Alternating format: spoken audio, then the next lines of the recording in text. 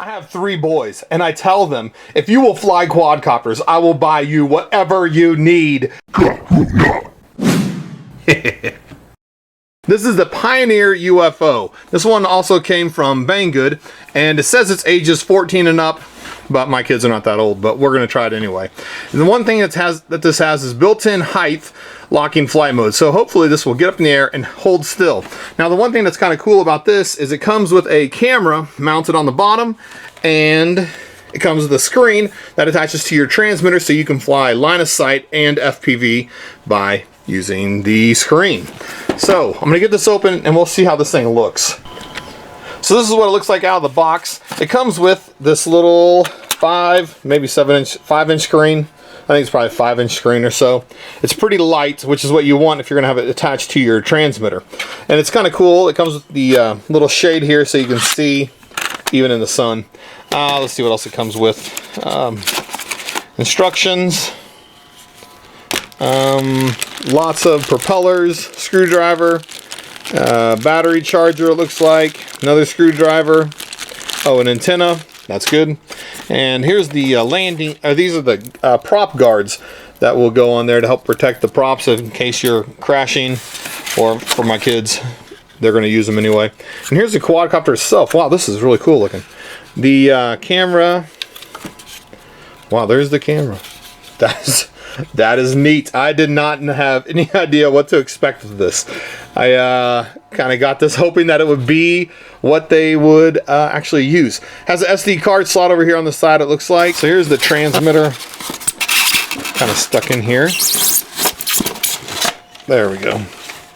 Important. Level corrections methods. Emergency stop.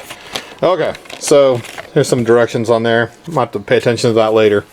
Alright, this is kind of cool. A key, return, light, start, stop, video, photo, and headless mode. Interesting. And the springs in here feel decent for a quad like this. Speed, turn. And some batteries. I'll have to get some batteries for it. And look at this. It had this inside the little package. Look. It's a 4 gigabyte SD card. And what is this thing? Look at that. It's a USB reader. So you don't have to worry about getting an SD card. That's kind of cool. I was not expecting that to be in there. So here's the other parts that are in here. It has the back part of the screen to go around the transmitter. Has a comes with 4 propellers, so it comes with 4 extra propellers. There's 4 propellers already on the motor, so you got 4 extras. That's good. And a battery charger. This is an SMA adapter, and so it should just screw right into there. And then these rubber duck antennas always do decent if you are out in an open field. If you have any kind of obstacles, though, I feel like these rubber duck antennas kind of get obstructed pretty easily, and you'll probably really need something like a cloverleaf antenna or something. The other thing you want to make sure is that your antenna is never pointing directly at your quadcopter. That's the weakest that the antenna can read. You want the antenna to be 90 degrees to the quadcopter like this, or down sideways. It doesn't matter, just as long as it's not pointing at the quadcopter. That is the absolute worst signal you could get. So the screwdriver, put these 2 screws in here, and then when you hold it, it holds like this, and you want to make sure, like I said, you put your antenna up a little bit, not pointing straight. Then you should be able to see it pretty well when you're flying it. On the back here, it takes 4 AA batteries. Another thing, this screen itself has a battery built into it, and you have to use this cable like this, plug this into a USB port on your phone charger or something else, and then this plugs in right to there, and that's how it charges up the screen so that you are ready to go. Alright, let me get this stuff charged and we'll go take it out and try to fly it. This quadcopter uses a 600 milliamp hour battery. And I actually charged this on my good charger so I could figure out how many milliamps are actually going back into it. And it was well over 600. The charger that's included with it will charge it too, but I just wanted to see for myself that milliamps were actually going back into it. And it actually has more than 600 milliamps in it, so I was pretty impressed with that. So I'm gonna do a little flying with this, test fly this. I took these off because every time I crash, these things just seem to fly off anyway. But they work all right. I mean, if you need them, they definitely do work. So I got the battery in here. Go ahead and plug it in. Turn it on, and you push the throttle all the way up, all the way down, Now it's ready to go. And I'll go ahead and turn the screen on. All right. So you can see the screen is actually working extremely well. And to take off, you push the start stop, the propellers start to spin. Then to go up, you just push up on the throttle. If you want to come down, you pull down on the throttle. So it's a little bit different than the standard quadcopter. Also, you can turn your lights on and off right here. Take a video, take a photo. Headless mode seems to work okay. Headless means anytime you push forward, it goes away from you. Anytime you pull back, it goes back toward you. Left is your left and right is your right out there when it's flying around. Those are a little bit difficult to really tell if it works well or not. But here, I'll go ahead and try to take off. I'll go ahead and hit the start stop and we'll see the propellers start to spin. So their propellers are spinning and we just push up on the throttle and it takes off. And if you let go of the throttle, it tries to hold its height that it's sitting at. And so, like I said, to go forward, you push forward and it starts going away from you. And to come back, you pull back on the stick and it stops and starts coming back. Now the nice thing about this is that it holds its own altitude fairly well. It's not perfect by any means, but it works pretty well. And so we can go up high. Well, it doesn't go very fast. It's only a 1-cell battery. And then it can also, and then when it's up there again, you can make it go the different directions. If you want to make it, if you want to do flips, you can hit the little turn button here. Let me bring it a little closer. But you hit the turn button and then tell it the direction you want it to flip. So I'll flip it to the right. So I click the button, hit right, and it flips to the right. And if I click the button again and hit left, it flips to the left. And so I can also pull back and it'll do back flip and forward flips too. So, and the one nice thing about learning with this is that the right stick is very insensitive. Like there's full forward, this is full backward. Now you can hit this little speed button here on the side and it will increase how much it'll let you tilt it. So right there we're on level 2, now we're on level 3. So now if I pull back, you can see it really starts to lean a lot. And going forward, it starts to lean a lot. So let's see, how's it do with FPV stuff? Well, it's okay.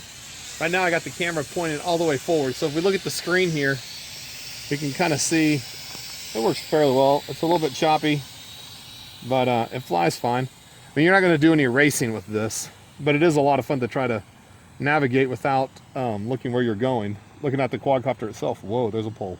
We'll try to fly this. I'm doing this entirely FPV right now.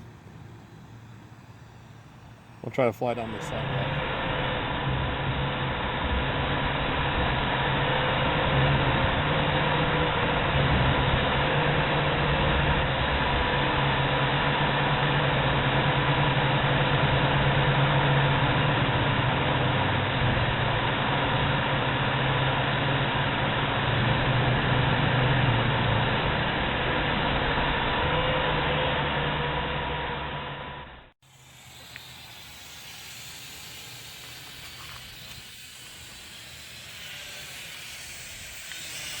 So when you want to land, you just kind of get it where you want, and you hit the start stop again, and it starts descending on its own. Now if it's coming toward you, you can push forward and make it go away. You still have directional control. So then it just stops. So the camera here, this is tilted all the way forward, and this is tilted all the way down. So it only moves just maybe, I don't know, just a few millimeters. But I got tilted all the way down now. And if you try to fly it with just the screen tilted all the way down, it's near impossible because as soon as it leans forward, you're just looking at the ground. So I got it tilted down though. We'll try to get up a little bit higher this time. So here we go, taking off. Start, stop again, and we'll take off. And I'll just have it keep going up. I probably should have done this one first in case the battery dies. I'm gonna go ahead and hit the video button.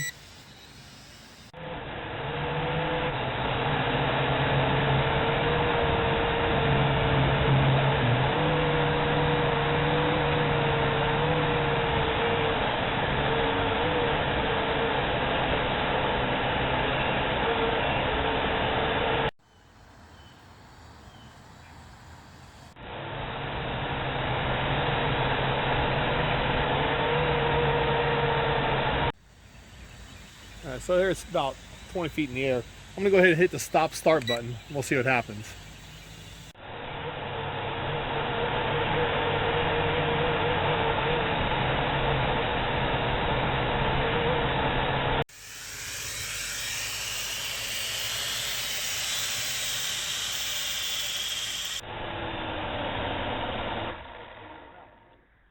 There, figured it out. One other cool thing is that since these are the 40 channel VR-007 goggles, they can tune into its frequency. Now, I don't have any idea what frequency it's actually broadcasting at, but it actually works pretty well, and you can see just fine with these. I'll try to do a real FPV experience with these, and we'll see how it goes. Hopefully I don't hit any poles out here. All right, this is being entirely flown with the goggles. Well, this camera angle is terrible for this. This is very, very flyable.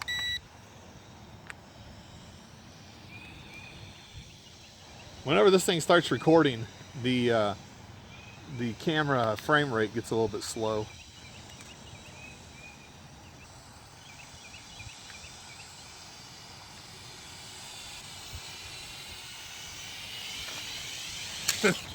Battery died, but I'd say this thing probably gets about 7 or 8 minutes of flight time.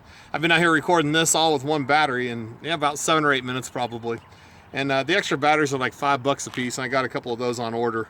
But this is the what is this? The Pioneer JD509, and this is actually a pretty good quadcopter. If you're just thinking about having a toy or something to fly indoors, nothing to go real fast or real high, this is real fun. It doesn't, like I said, it's kind of fun to have it outside, and it's also fun that it can do the take photos and video. Hopefully some of those recorded, and I'll have them in the video for this. Anyway, if you have any questions about this, leave them in the comments, and as always, thanks for watching.